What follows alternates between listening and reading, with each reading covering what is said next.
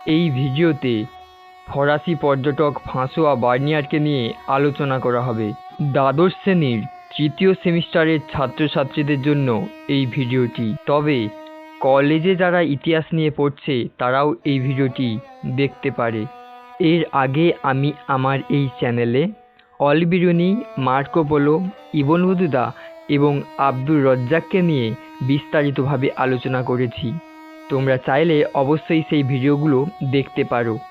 আর এই ভিডিওটি দেখার পর ফ্রাঁসোয়া বার্নিয়ারের সম্বন্ধে তোমাদের কোনো সংশয় থাকবে না। প্রথমে আমরা ফ্রাঁসোয়া বার্নিয়ারের যাত্রাপথ দেখে নেব। তিনি ফ্রান্সের মানুষ ছিলেন। এই ফ্রান্স থেকে তিনি প্রথমে মিশরে এসেছিলেন। মিশর থেকে তিনি ভারতে আসেন। ভারতে গুজরাটের এই যে জায়গা ডান দিকের ছবিতে আমরা দেখতে পাচ্ছি সুরাট, এই সুরাটে তিনি প্রথম আসছেন। সেখান থেকে তিনি দিল্লিতে যান। দিল্লি থেকে তিনি কাশ্মীর এবং কাশ্মীর থেকে বাংলায় আসেন। অবশেষে তিনি আবার সুরাটে আসেন। এই সুরাট থেকে তিনি নিজের দেশ অর্থাৎ ফ্রান্সে প্রত্যাবর্তন করেন। এবার ফ্রাঁসোয়া বার্নিয়ারের সম্বন্ধে বিস্তারিতভাবে আমরা জেনে নেব। ফ্রাঁসোয়া বার্নিয়ার মুঘল শাসক শাহজাহান এবং ঔরঙ্গজেবের সময়ে ভারতে এসেছিলেন। এই ছবিতে ঔরঙ্গজেবের সঙ্গে ফ্রাঁসোয়া বার্নিয়ারকে দেখতে পাচ্ছি।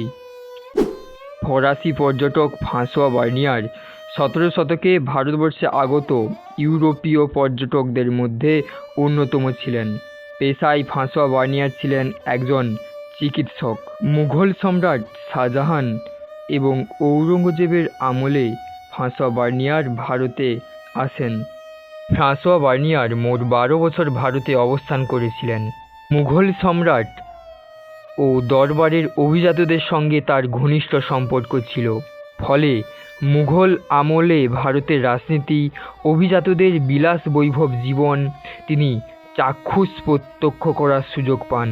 সেগুলি তিনি তার travels in the Mughal empire গ্রন্থে উল্লেখ করেছেন। ফ্রাঁসোয়া বার্নিয়ার এই পুস্তকটি ফ্রান্সের শাসক চতুর্দশ লুইকে সমর্পণ করেন। বার্নিয়ার ভারতের পরিস্থিতিকে ইউরোপের এবং বিশেষ করে চতুর্দশ লুইয়ের শাসনকালের সঙ্গে তুলনা করে বিশ্লেষণ করেছেন। ফ্রাঁসোয়া বার্নিয়ার 1556 সালে ভারতে উপস্থিত হন। তখন মুঘল সম্রাট শাহজাহানকে ঔরঙ্গজেব আগ্রা দুর্গে অবরুদ্ধ করে রেখেছিলেন। আমরা জানি যে মুঘল সম্রাট শাহজাহানের 4 জন পুত্র ছিলেন, দারা, মুরাদ, সুজা এবং ঔরঙ্গজেব। এদের মধ্যে ঔরঙ্গজেব, যিনি সিংহাসনের লোভে তার 3 জন ভাইকে যুদ্ধে পরাজিত করেছিলেন এবং তিনি নিজের পিতা শাহজাহানকে এই আগ্রা দুর্গে বন্দি করেছিলেন। ফ্রাঁসোয়া বার্নিয়ার আরও জানাচ্ছেন, ঔরঙ্গজেব দারা শুকোকে দেওরাইয়ের যুদ্ধে পরাজিত করলে দারা শুকো গুজরাটের দিকে পালিয়ে যায়। তখন আমেদাবাদের কাছে দারা শুকোর সঙ্গে ফ্রাঁসোয়া বার্নিয়ারের সাক্ষাৎ হয়। প্রথম দিকে ফ্রাঁসোয়া বার্নিয়ার দারা শুকোর চিকিৎসক হিসেবে নিযুক্ত হয়েছিলেন। পরবর্তীকালে ঔরঙ্গজেবের দরবারের প্রভাবশালী অভিজাত দানিশমন্দ খানের অধীনে তিনি চাকরি পান। বার্নিয়ে দানিশমন্দ খানকে আগা বলেও সম্বোধন করতেন। বার্নিয়ারের বর্ণনায় আমখাস অর্থাৎ যে দরবার গৃহে সম্রাট প্রজাদের দর্শন দেন তার কথাও ফুটে উঠেছে। প্রত্যেক প্রজাকেই মুঘল সম্রাট দর্শন দেন, তাই এই দরবার গৃহ আমখাস নামে পরিচিত। ফ্রাঁসোয়া বার্নিয়ার রাজকীয় কারখানা এবং সতী প্রথার উল্লেখ করেছেন। তিনি আরও বলেছেন, ভারতের কারখানাগুলি বেগাশ্রমে চালানো হতো। মুঘল বাদশাহদের হারেম অর্থাৎ অন্দরমহলের পরিচয়ও বার্নিয়ার তার ভ্রমণ বৃত্তান্তে তুলে ধরেছেন। ফ্রাঁসোয়া বার্নিয়ারের মতে পদাতিক, অশ্বারোহী সৈন্য এবং গোলন্দাজ বাহিনী নিয়ে মুঘল সেনাবাহিনী গঠিত। বার্নিয়ার মুঘল সামরিক বাহিনীতে কামানের ব্যবহারের কথাও উল্লেখ করেছেন। বার্নিয়ার তাজমহলকে তেগ মহলে বলে উল্লেখ করেছেন। বার্নিয়ার তার আলোচনায় শাহজাহানাবাদ, বা নতুন দিল্লি ও আগ্রা শহরকে বিশেষ গুরুত্ব দিয়েছেন। অসুস্থ সম্রাট ঔরঙ্গজেবের স্বাস্থ্য উদ্ধারের জন্য কাশ্মীর যাত্রার সময় সম্রাট ঔরঙ্গজেবের সহযোগী হিসেবে বার্নিয়ার কাশ্মীর ভ্রমণের সুযোগ পান। বার্নিয়ার কাশ্মীরের সম্বন্ধে বলেছেন, আমি কাশ্মীরের সৌন্দর্যে মুগ্ধ, এ সৌন্দর্য আমার কল্পনাতীত। কাশ্মীরের শালের কথাও তিনি উল্লেখ করেছেন। কাশ্মীর থেকে ফিরে আসার পরে বার্নিয়ার বাংলার দিকে যাত্রা শুরু করেন। বিখ্যাত পর্যটক টাভারনিয়ে এ সময় তার সঙ্গী হন। এই টাভারনিয়ে ছিলেন একজন ফরাসি পর্যটক, অর্থাৎ বার্নিয়ার এবং টাভারনিয়ে দুজনেই ছিলেন ফ্রান্সের মানুষ। কাশ্মীর থেকে বাংলায় আসার সময় বার্নিয়ারের সাথে টাভারনিয়ারের দেখা হয়।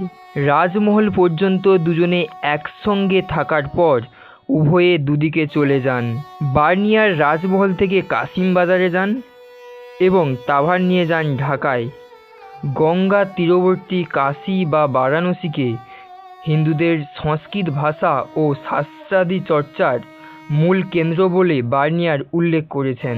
বার্নিয়ারের মতে বারাণসী হল ভারতের এথেন্স। ফ্রাঁসোয়া বার্নিয়ার পুরীর জগন্নাথ মন্দিরের রথযাত্রা উৎসব প্রসঙ্গেও আলোচনা করেছেন। বাংলায় বেশ কিছু সময় অবস্থানের পর ফ্রাঁসোয়া বার্নিয়ার মুসলিপত্তনম ও গোলকোন্ডায় যাত্রা করেন। গোলকোন্ডায় অবস্থানকালেই তিনি মুঘল সম্রাট শাহজাহানের মৃত্যুর সংবাদ পান। তবে বেশ কিছু তথ্যে উল্লেখ রয়েছে যে যখন বার্নিয়ার মুসলিপত্তনমে ছিলেন তখন তিনি সংবাদ পাচ্ছেন সম্রাট শাহজাহানের মৃত্যু হয়েছে। অবশেষে বার্নিয়ার নিজ দেশে ফেরার উদ্দেশ্যে গোলকোন্ডা থেকে সুরাটের দিকে যাত্রা শুরু করেন। সুরাট থেকে স্বদেশে প্রত্যাবর্তন করেন।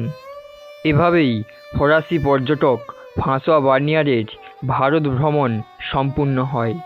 ফ্রাঁসোয়া বার্নিয়ারের সম্বন্ধে যদি কোনো প্রশ্ন থাকে বা কোনো সংশয় থাকে তবে অবশ্যই কমেন্টে জানিও। ক্লাস 12-এর ইতিহাস বিষয়ের সমস্ত অধ্যায়গুলো এই চ্যানেলে এভাবেই বিস্তারিতভাবে আলোচনা করা হবে। ভিডিওতে আমি যে পিপিটিগুলো ব্যবহার করছি সেগুলো পেতে চাইলে অবশ্যই কমেন্টে জানিও। দেখা হবে পরের কোনো একটি গুরুত্বপূর্ণ ভিডিওতে।